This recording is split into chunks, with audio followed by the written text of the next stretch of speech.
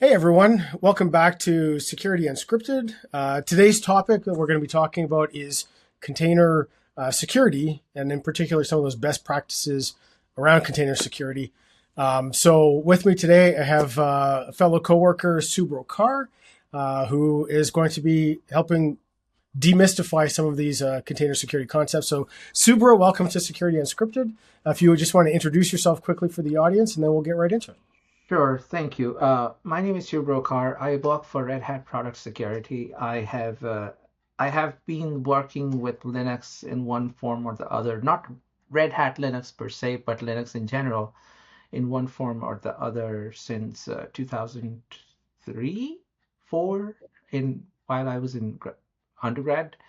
I have experience working with Debian, Gentoo, Red Hat, Yellow Dog Linux, if Hello, someone's dog. Slackware.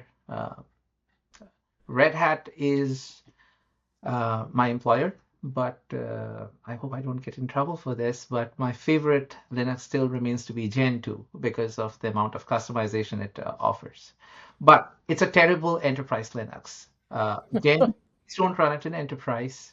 Oh, it's all good. Gentoo's awesome, actually. I have stories about Gentoo, not the Portage system. I was a huge fan of Portage. Mhm. I too am a big fan of Gentoo, and it's nice to be with someone who's like a Linux OG. Somebody who's been around for a while. Yeah. Slackware, come on, Yellow Dog. Who knows about Yellow Dog anymore, right? Well, But Yum is yellow dog. Like Y in Yum is yellow dog, right? yeah, yeah. But how many people know that, right? I mean, that's an old school distro, which is pretty awesome. But Yes. speaking of Linux, as Paul Cormier at Red Hat used to say, Linux is containers, and containers are Linux. Mhm. One of the things we want to talk to you about today was about best practices for container security.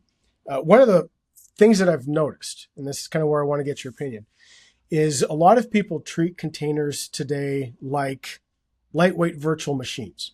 That is And correct. That is and yet correct. the promise of containers was single process, isolated, multiple containers running their own discrete, sandboxed, isolated processes separate from each other. But they've morphed as containers have the adoption has grown.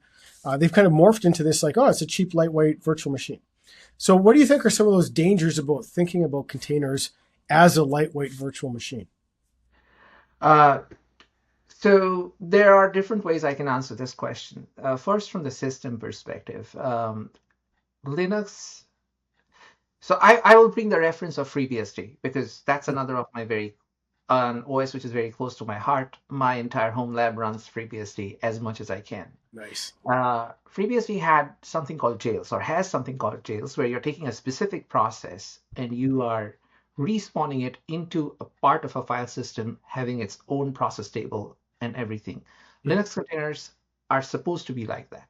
Or Linux essentially plays with namespaces. It does a little bit differently from BSD, not a little bit, a lot differently from FreeBSD, but the core concept is very similar. You have one process with everything that only that process needs into a construct. You call that construct a container, right? Mm-hmm.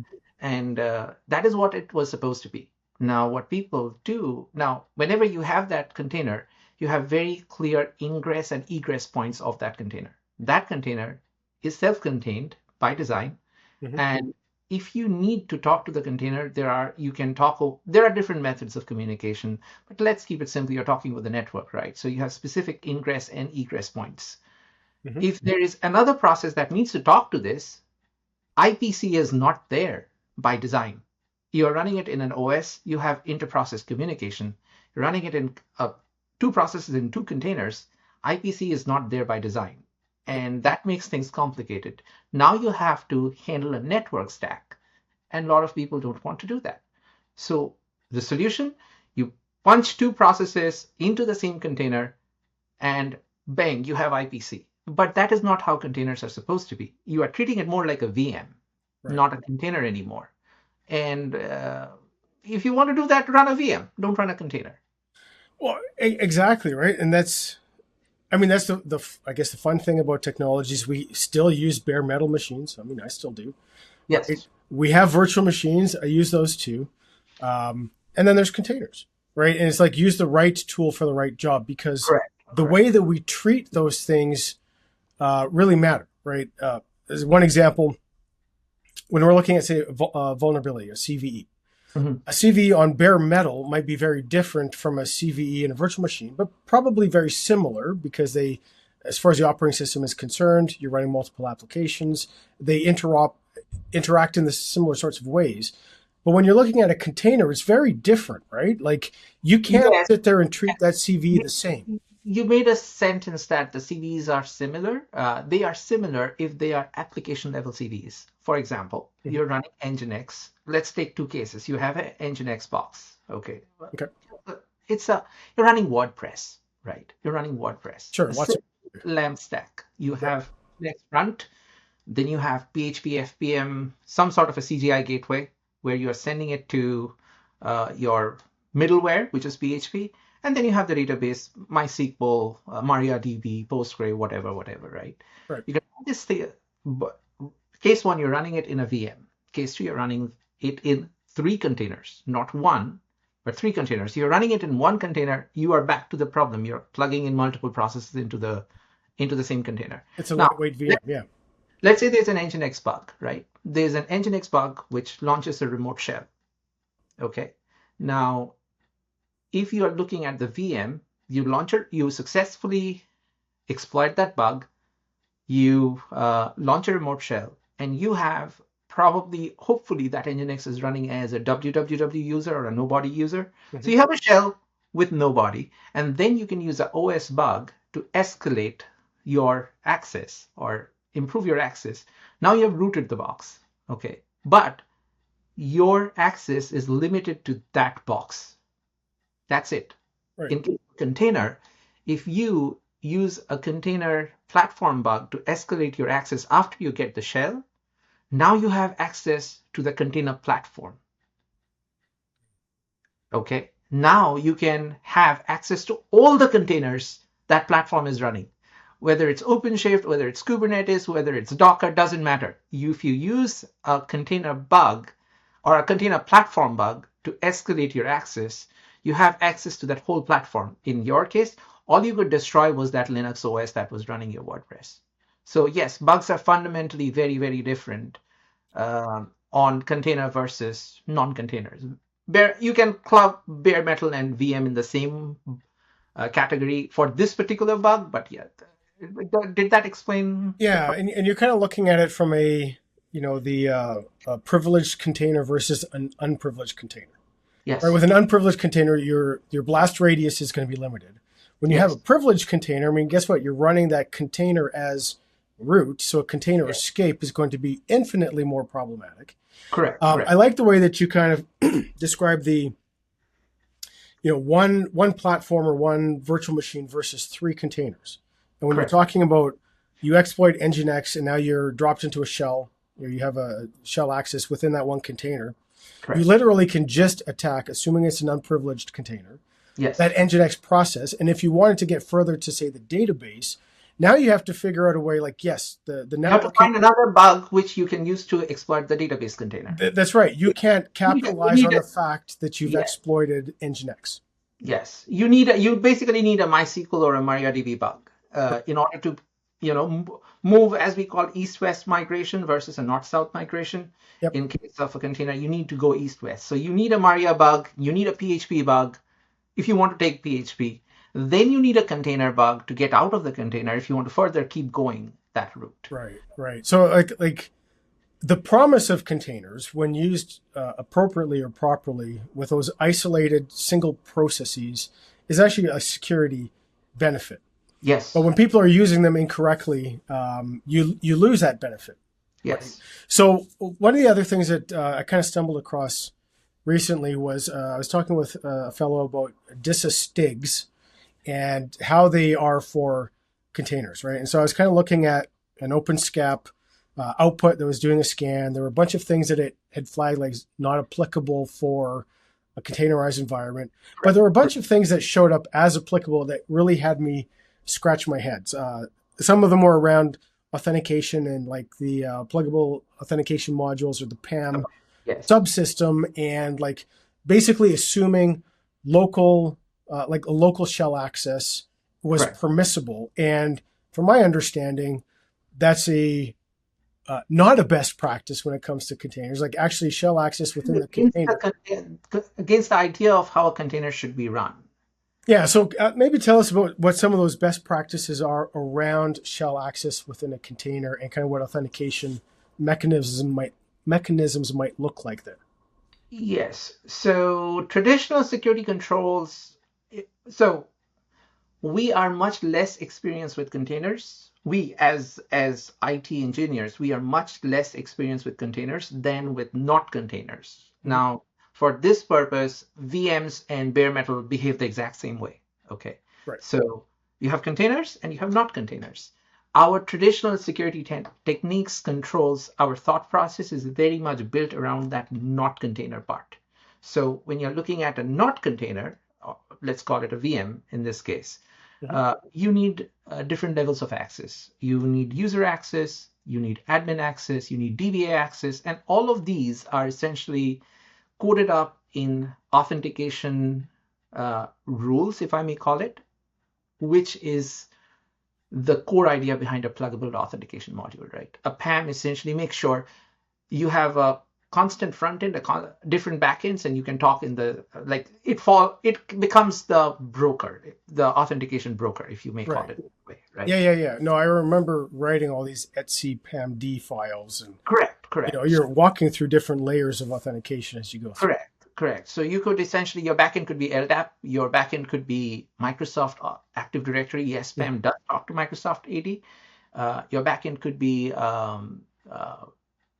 flat files, because Mm. that is how it comes with the default Linux install, etc Yeah. password way of doing things. A container doesn't need users. A container is an atomic, think of it like an atomic process. Okay, you have one process and only one process, and it has only the stuff it needs to run. You do not need authentication modules in any container. Okay, now if you say, well, I'm writing a container which is going to be my authentication broker, so it's going to run PAMD, can you do that? Yes, you can, absolutely. But then PAM is the only process for that container. So there are edge cases. I'll not say there are no edge cases at all, Right. but exceptions prove the rule, right? Right, but So that's a design and an architecture question, not like we should have user accounts within containers. Like as an example, one of the things that frustrates me was when people talk about running SSH within a container. I'm like, why? Why are you like? Is that the purpose of the container? Well, no, it's to run my Java web application. Like, well, then why do you have SSH running in there as well? exactly. Well, another question I have, another answer I've got is because it's easier to check logs. I can just go in and tail the logs. Yes, you can, but that is, you are at that point of time, you are not treating it like a container. Also, another big problem that DISA keeps talking about is every container is going to be immutable. Like once you Mm, create the container, that's it. You cannot modify it. If you need that modified, recreate another one and replace what you had in production. So you cannot log into a container and put in a modification in a PHP file, or you cannot put in a modification in, like you cannot drop in a new class file if you're running a Java application, right? right. Those are things that you should be doing when your Docker file or whatever your container file as you are building it, Correct, not post correct, deployment. correct. Yes. Uh, Traditional security controls, as I was saying, it only assumes a full stateful logging and persistent file systems. Containers are not persistent. They are by design not persistent. Don't try to make it persistent. Right. Containers were the initial thought was like throw away, short life, ephemeral, and we Correct. treat them into these long running things. Short. Like now I have to update software from within my container, which is the exact opposite of throw it away, build a new one. Right, right. Now, obviously, which also fishtails into the discussion, can every application be containerized? Uh, if you are being very pedantic, can every application be containerized? Yes, you can containerize any application. Is it a good idea to containerize a database application? Like not just the process. The database consists of multiple parts. You have the storage and you have the process. So can you put the database data, part of database, in a container? In theory, yes, you can. But then it becomes a long-running container, which is exactly how containers shouldn't be. So you can run the database process in a container. That's okay. Right. But the data part of database needs to stay outside a container. It could be on physical disks, and those disks are made available to the container in form of file systems. That's okay. That's not a problem. But again, then you have the problem of journaling and all that. So yeah, long story short, it's easier not to containerize databases. But can you containerize it in the proper way? Yes, you can. It's hard. If you really don't have a damn good reason to do it, don't do it. Yeah, I mean, and that kind of goes into all of the things like the external storage, persistent external storage, ephemeral containers. I mean, when you're talking about, I mean, I don't know how many times I've corrupted a MySQL database by killing a process that I shouldn't have, Yes. and things like that. So I mean, killing a container disappearing without properly flushing caches, tables, all of these things are really, really important. Hey, listen, Subhro, this was great. I think this was a really good view of, why containers and virtual machines, bare metal, or as you say, not containers, are so different, and why there's actually a good reason why things were designed in that way, and it was meant to improve security. But when we don't take advantage of those things and we treat them like that, I'll call it the old tech, Yes. right? We lose, not only do we lose the security benefits that containers promise, we actually create more security challenges and problems for ourselves, because now we're not using this new paradigm of how containers are meant to be run in a best practice kind of environment. Yes. Totally appreciate your time. Thank you so much for coming on and help explaining some of this. I'm sure that there's more that we could continue to talk about. It's a big topic, but thank you very much, Subhro, and for everybody else. We'll see you next time. Thank you.